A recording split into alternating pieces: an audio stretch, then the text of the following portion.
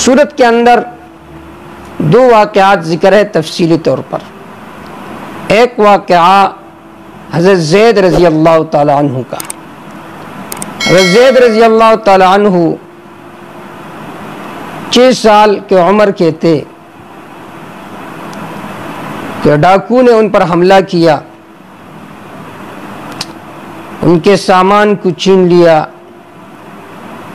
اور زید کو بھی مکہ میں جا کر بیچ دیا۔ پھر حضرت خدیجہ رضی اللہ تعالیٰ عنہ نے اس کو خرید لیا۔ پھر حضرت خدیجہ رضی اللہ تعالیٰ عنہ کی شادی ہوئی تو اس نے آپ صلی اللہ علیہ وسلم کو بطور تحفہ کی دیا۔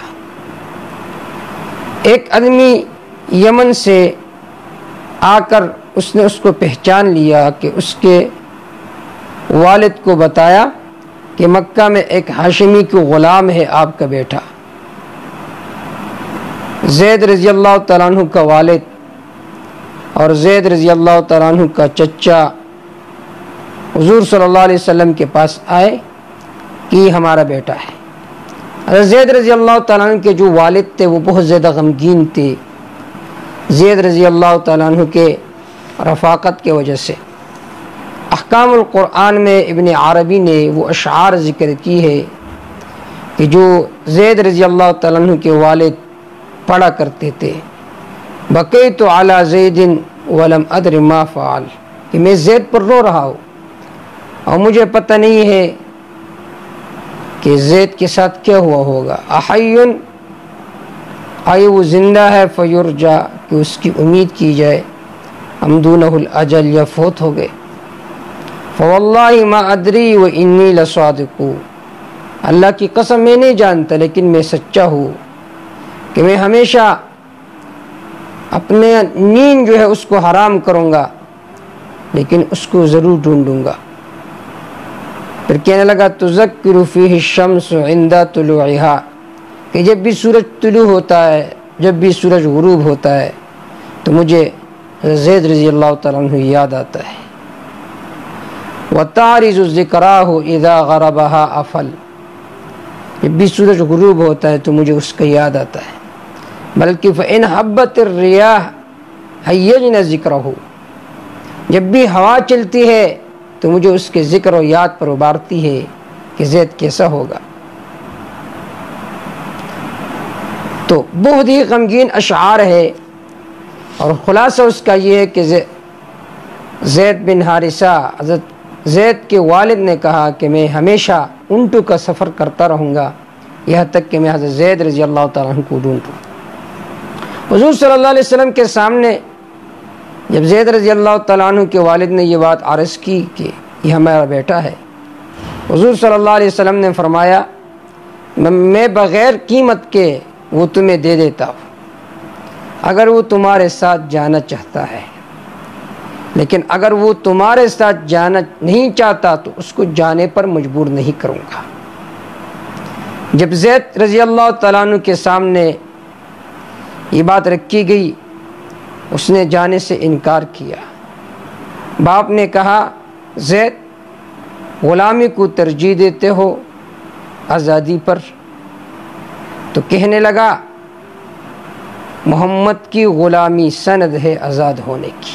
انہوں نے آپ صلی اللہ علیہ وسلم کو دیکھا، آپ کے اخلاق کو دیکھا، فرمایا مجھے اس غلامی پر ترجیح ہے، میں اس غلامی کو ترجیح دیتا ہوں آزادی سے۔